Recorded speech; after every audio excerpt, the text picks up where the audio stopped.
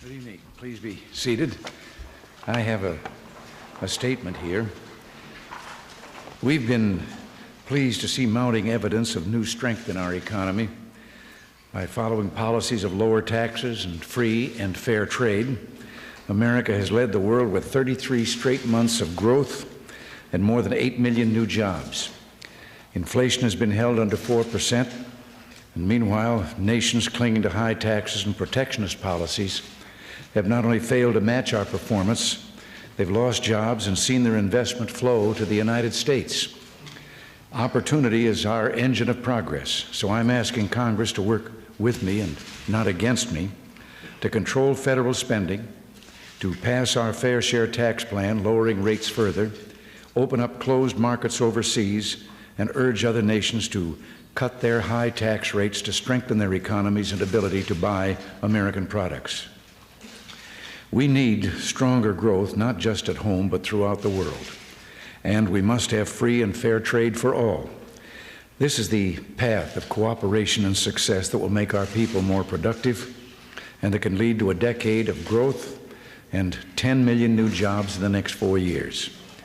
But there's another path that can only lead away from opportunity and progress. A mindless stampede toward protectionism will be a one-way trip to economic disaster. That's the lesson of the Smoot-Hawley tariff in 1930, which helped to trigger a worldwide trade war that spread, deepened, and prolonged the worst depression in history. And I know I lived through that period. I've seen and felt the agony this nation endured because of that dreadful legislation. If we repeat that same mistake, we'll pay a price again. Americans whose jobs depend upon exports of machinery, commercial aircraft, high-tech electronics, and chemical products could well be the first targets of retaliation. Agriculture, an industry already in great difficulty, would be even more vulnerable. Protectionist tariffs would invite retaliation that could enliven deliver, I should say, an economic death blow to literally tens of thousands of American family farms. We've begun doing many good things for America these last 4.5 years. Much remains to be done and can be done.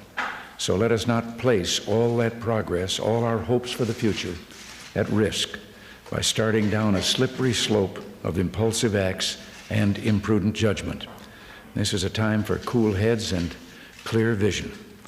And now my vision says that I should call on you, Helen. President, as you head toward the summit, one of the big questions is whether you would be willing to explore the possibility of a trade-off on the space weapons for big cuts in the Soviet arsenal, and I'd like to follow up. Helen, no, we're talking about the Strategic Defense Initiative now. I'm sorry that anyone ever used the appellation Star Wars for it, because it isn't that. It is purely to see if we can find a defensive weapon so that we can get rid of the idea that our deterrent should be the threat of retaliation, whether from the Russians toward us or us toward them, of the slaughter of millions of people by way of nuclear weapons. And rather than that kind of negotiation, I think at this summit meeting, what we should take up is the matter of turning toward defensive weapons as an alternative to this just plain naked nuclear threat of each side saying we can blow up the other. And this, I would hope that if such a weapon proves practical, that then we can realistically eliminate these horrible offensive weapons, nuclear weapons, entirely. And I also have to point out that with regard to whether that would be a bargaining chip, which I don't see it as that at all, is the fact that the Soviet Union is already ahead of us in this same kind of research. They have been doing it much longer than us, seeking a defensive weapon also. You're really saying then that you are not willing to negotiate and that you really want to test it to see if it's practical. But aren't you really paving the way toward a militarization of the heavens? Because the Soviets are bound to build a weapon offensive to counter the Star Wars. No, the strategic defense that we're seeking is something that can, just as an anti-aircraft gun once could protect you against bombers, could be used against these offensive weapons, these missiles. And it doesn't mean no negotiation at all. As a matter of fact, the side that has not been negotiating, with all of our months and months of meetings in Geneva and the arms talks, is the Soviet Union. We have offered at least 6 versions of a possible reduction and 6 different ways to enlist their interest in negotiating with us in a reduction of warheads. They have come back with nothing. They simply won't discuss it or negotiate. But the original idea of weapons in space dealt with the thought that, in addition to the present missiles that we have, that somebody would place weapons of that kind in orbit, in space, with the ability to call them down on any target wherever they wanted to in the world. And we agree. This isn't anything of what we're talking about. We're talking about a weapon that won't kill people. It'll kill weapons. And as I say, they have been exploring this, but there's a great deal of room for negotiation. The room would be, if and when such a weapon does prove feasible, then prior to any deployment, to sit down with the other nations of the world and say, here, now, isn't this an answer? I don't see it as being something that we would add to our arsenal to increase our ability over them. I see it as the time then that you could say, isn't this the answer to any of us having nuclear weapons? Mr. President, the nation's best-known AIDS scientist says the time has come now to boost existing research into what he called a minor moonshot program to attack this AIDS epidemic that has struck fear into the nation's health workers and even its school children. Would you support a massive government research program against AIDS like the one that President Nixon launched against cancer? I have been supporting it for more than 4 years now. It's been one of the top priorities with us, and over the last 4 years, and including what we have in the budget for '86, it will amount to over $500 million that we have provided for research on AIDS, in addition to what I'm sure other medical groups are doing. And we have $100 billion or $100 million in the budget this year. It'll be $126 million next year.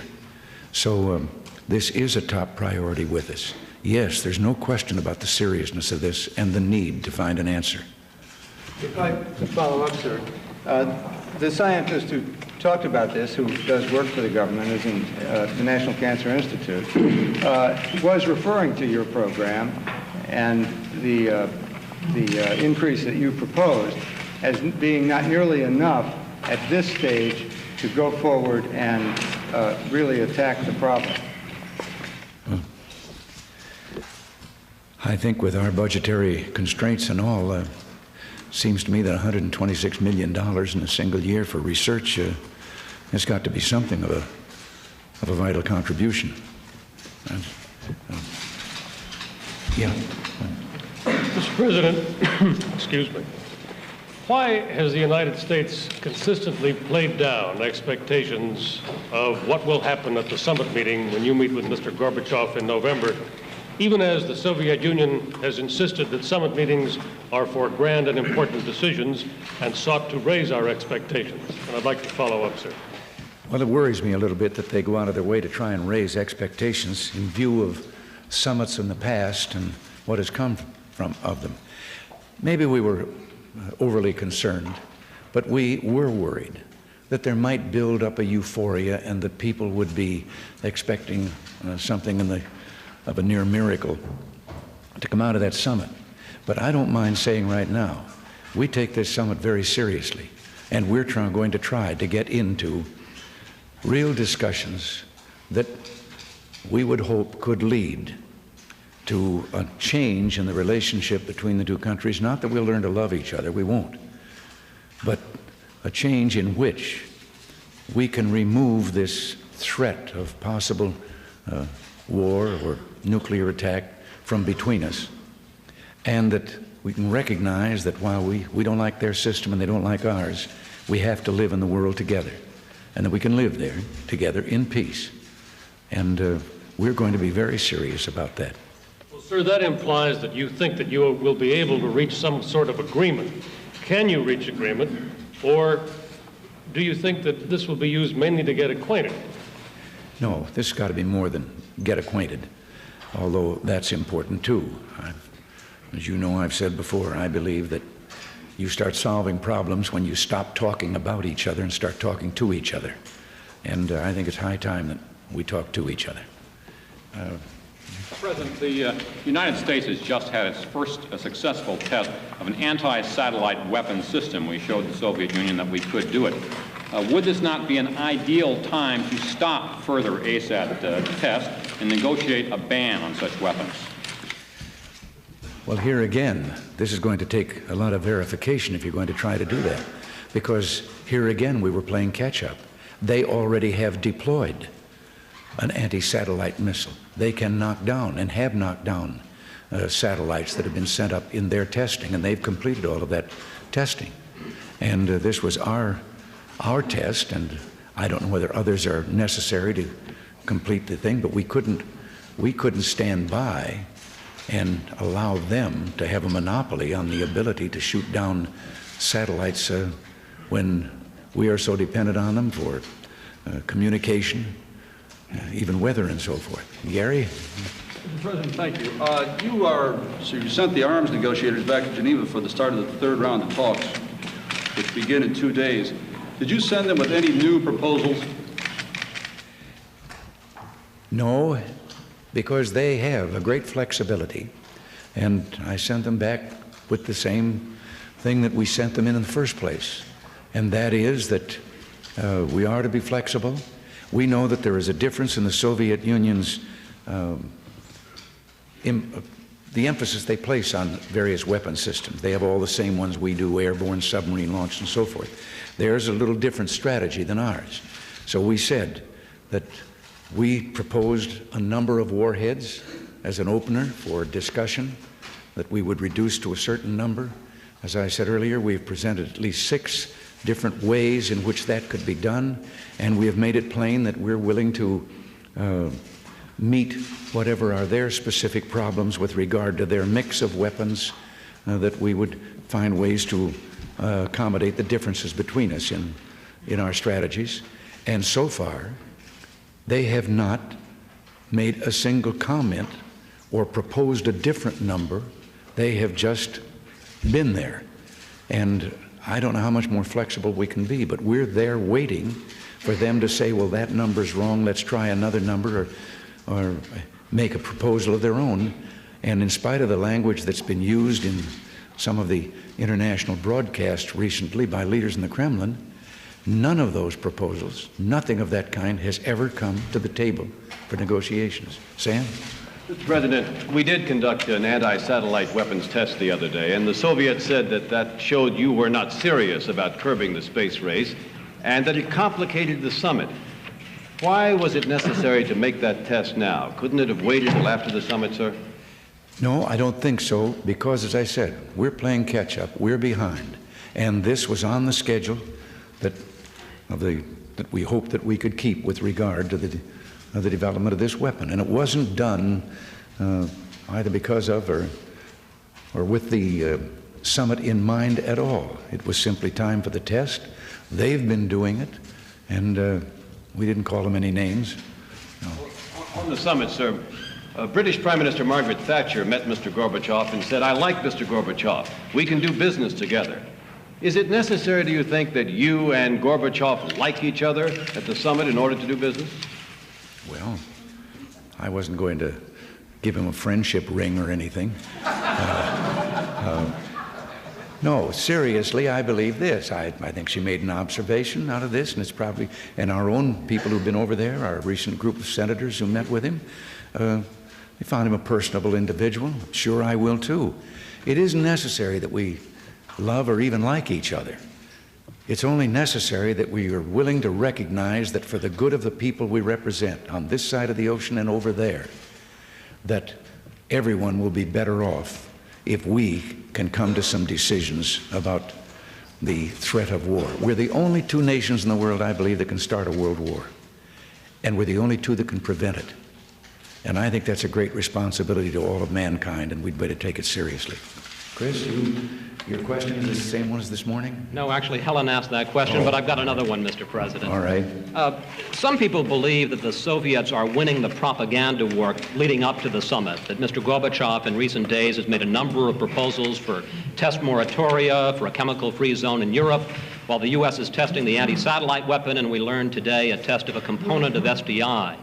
With them talking peace while we're testing weapons of war, is Mr. Gorbachev beating you at your own game? Well, I'm not engaged in a propaganda game. I'm getting ready to go to the meeting and take up some things I think should be discussed. I do think that this is a continuation of a long-time campaign aimed mainly at our allies in Europe and in an effort to build an impression that we may be the villains in the peace and that they're the good guys.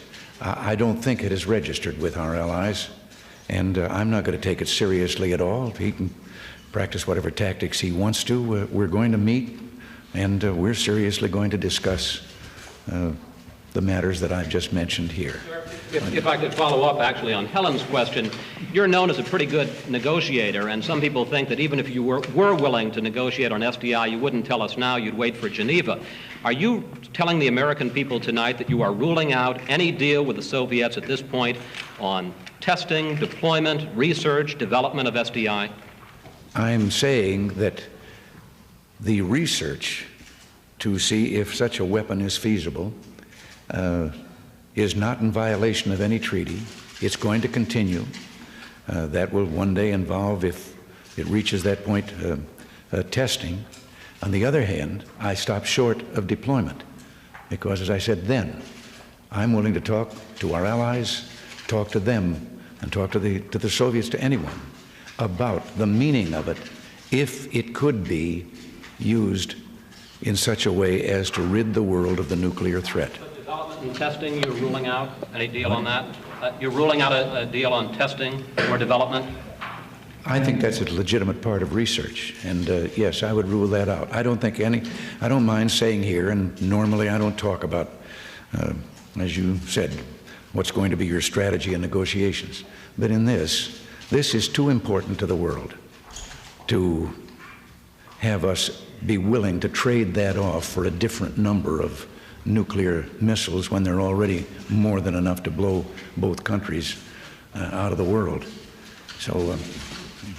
Thank you, Mr. President. You won re-election in an unprecedented landslide, and your personal popularity is standing at an all-time high. Yet members of your own party in Congress have failed to follow your leadership on two key policies, South Africa and trade. How do you account for the difference between your popularity and the willingness of the members of your own party to follow your lead, sir? Oh, I don't think that that's unusual. You're dealing with Congress and 535 people up there on the Hill who also have their own ideas. I think we're getting along pretty well right now, and we've had meetings on most of these subjects. I made my position clear on the matters that you mentioned, trade and South Africa and all. And as a matter of fact, I thought that our own side, the Republicans, rallied around pretty well when one of the authors of a sanction bill gave that up and heartily approved of my proposed executive order. So I don't anticipate too much friction. May I follow up, Mr. President? On both those issues, you seem to have moved closer to the position of those in Congress. Are you afraid of losing your leadership at a key point in what you call your fall offensive? No, I'm not afraid of that. And no, I saw in that bill things that I could say to them, if that bill came down without this and this and this, but with these things, I could happily sign it. And then it occurred to me that I could also proved that by writing an executive order that included those things, plus a few of our own, and they seem to accept it. Mr. President, your sanctions against South Africa seem to have drawn criticism from many sides. Bishop Tutu called you a racist. President Botha says they will impede US efforts to help in the region. And many in Congress are still pressing for stronger measures. What is your answer to these charges? And do you plan to appoint a special envoy to the region as you have in Central America? I think that when you're standing up against a cellophane wall and you're getting shot at from both sides, you must be doing something right. And if it had all come from one direction, I would have looked again and said, well, did I miss something here? But the very fact that both factions are unhappy, one says it goes too far and the other one says it doesn't go far enough, I must be pretty near the middle. And what I tried to do was to avoid the kind of sanctions, economic sanctions, that would have militated against the people we're trying to help. And there have been other leaders over there and leaders against apartheid who have been gratified by what we did. So we'll see what happens there. I've got to call on somebody in a red dress here, and Nancy will never forgive me. Thank you, Mr. President. You're looking well, and I'm sure the American people are happy to see you. Thank you. Looking so well, but I have a question.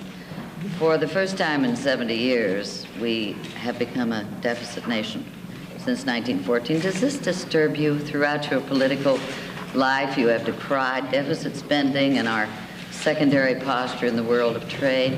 Do you have a solution for this? You use the word deficit. You mean our trade imbalance? Yes. The fact that we have become a debtor nation for the first time since 1914. Are we? I think this false impression that's being given that a trade imbalance means debtor nation. This isn't our government that is expending more than it is for imports, than it is getting back in exports. These are the people of our country, and the businesses, and the corporations, and the individual entrepreneurs.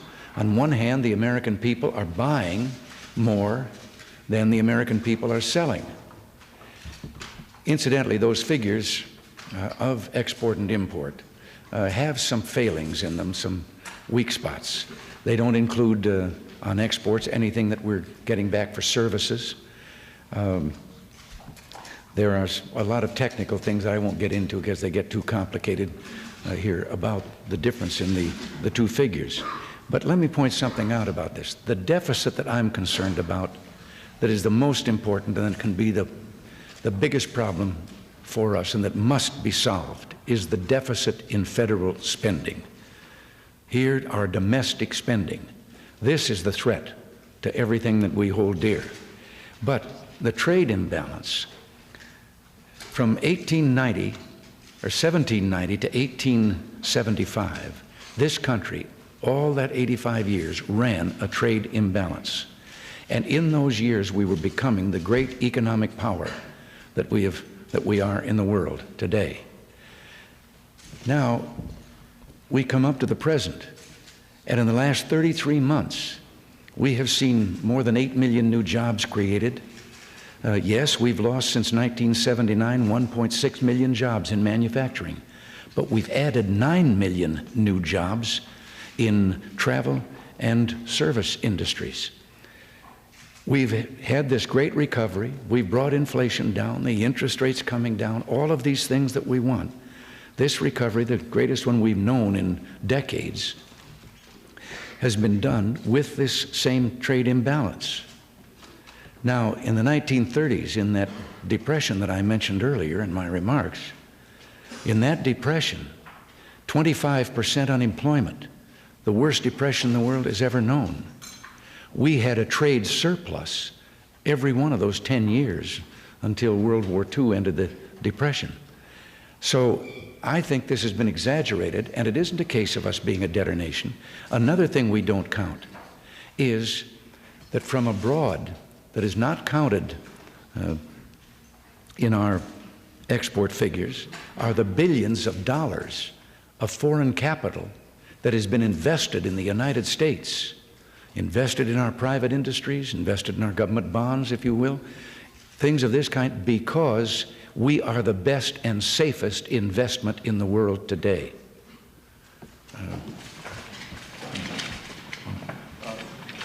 Mr. President, You're also close together. returning to something that Mike said, if you had younger children, would you send them to a school with a child who had AIDS? I'm glad I'm not faced with that problem today, and I can well understand the plight of the parents and how they feel about it. I also have compassion, as I think we all do, for the child that has this and doesn't know and can't have it explained to him why somehow he is now an outcast and can no longer associate with his playmates and schoolmates. On the other hand, I can understand the problem of the parents. It is true that some medical sources have said that this cannot be communicated in any way other than the ones we already know, and which would not involve a child being in the school. And yet medicine has not come forth unequivocally and said, this we know for a fact, that it is safe. And until they do, I think we just have to do the best we can with this problem. I can understand both sides of it. Back to that. Mr. President, why couldn't all the weapons and all the technology that are currently under the rubric of the Strategic Defense Initiative be used offensively as well as defensively, and thereby defeat your rationale for a strategic defense? Why couldn't lasers and electronic beam weapons be used offensively and defeat the purpose of the program? Well, I'm sure there must have been some research in things of that kind, but we're definitely seeking a defensive weapon.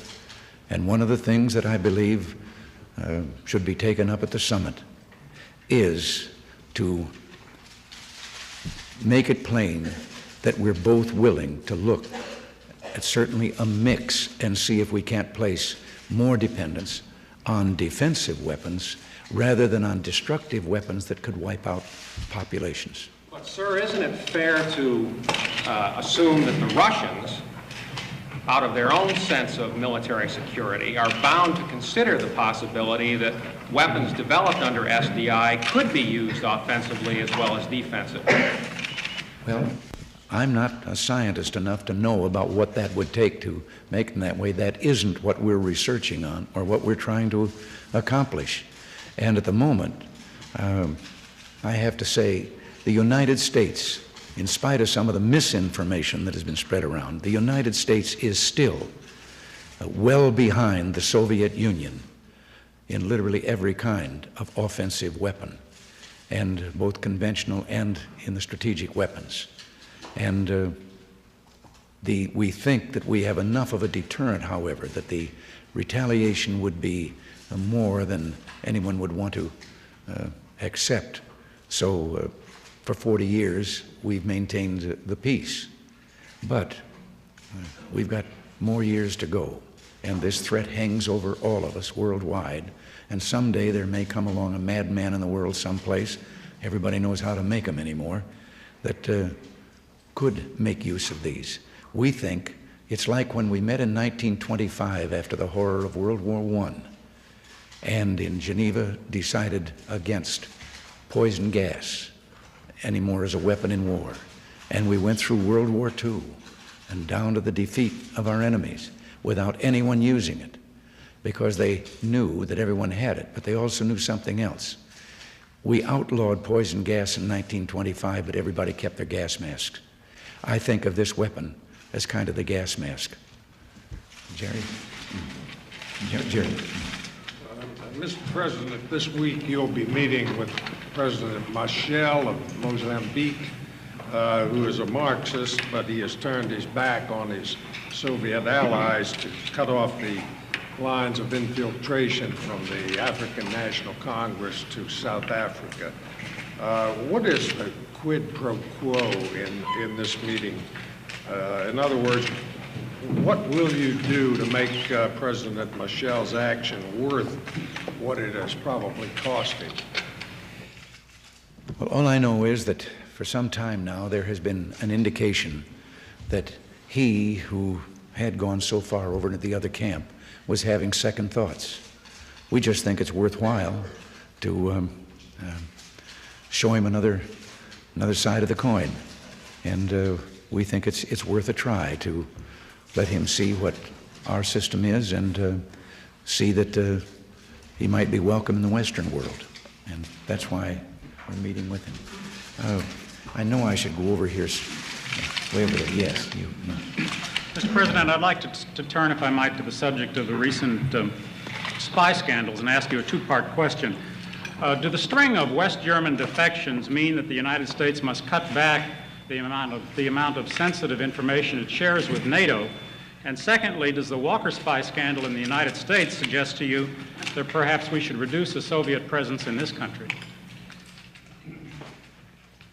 Well, we've always been aware of the fact that the Soviets had undoubtedly more agents in this country than any personnel that we had in theirs. This has been very much on our minds. I don't know just how you can evaluate what might have been compromised. The Walker case somehow doesn't seem to look as big as it did a short time ago now with what we've seen happening in the other countries. I think that if there's been damage, it's been done already with what they could have conveyed both ways in this. You know, England at the same time has got the defectors from the KGB that have now come to them with information that certainly must make a lot of agents throughout the world wonder when they're going to feel a tap on their shoulder. And we just have to play with this as the best we can and hope that together and between us all we can establish some means of identifying better those who are loyal. Could I follow up on that and ask again the first part of the question, that is whether you feel that now, given these defections in West Germany, that perhaps it's time for us to reevaluate just how much information we share with some of our allies in Europe? Well, I think there's reevaluating that's going on all over the world on that, and I'm sure here too.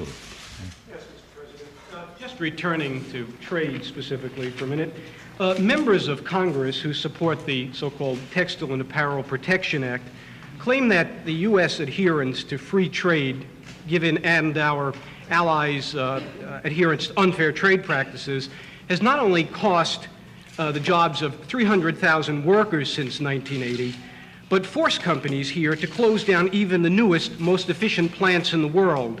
Now, if the shoe were on the other foot, Mr. President, and you represented a textile apparel producing state, how would you explain the President's reluctance to support a bill that seems to be the last best hope for those industries and also for the 2 million remaining workers in those industries? Well, again, protectionism is a two-way street. And there is no way that you can try to protect and shield one industry that seems to be having these competitive problems without exposing others. No one ever looks over their shoulder to see who lost their job because of protectionism. We do know the history of the Smoot-Hawley tariff and what it did. There were over 1,000 economists that sought the president out at the time and begged him to veto that bill.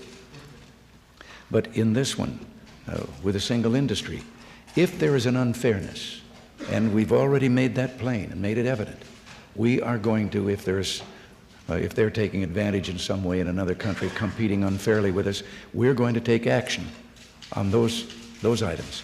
For almost 2 years now, I have been begging our allies and trading partners in the GATT, the General Tariff Program, to join with us in another round of trade talks to again eliminate whatever holdovers there are of discrimination against someone else's products getting into their country or subsidizing a sale at less than production cost in other countries. These things we'll do, and we'll do vigorously. But just plain protectionism, let me point out another problem that no one has considered. You take one product of that kind, and you look at the list of countries, and then you find out we're the biggest exporter in the world. And you find out that in some of these countries, if we punish them for that one product, we happen to have a trade surplus in that country.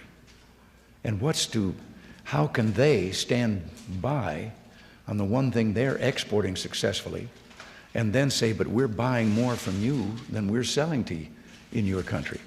So there just is no excuse for a protectionism that is simply based on legitimate competition and curbing that competition. Follow up, Mr. President. If the current bills which are on the Hill now seeking sweeping trade protectionism were enacted, do you foresee somewhat of a, you might say, reenactment of Smoot-Hawley, which led to a depression or certainly deepened it?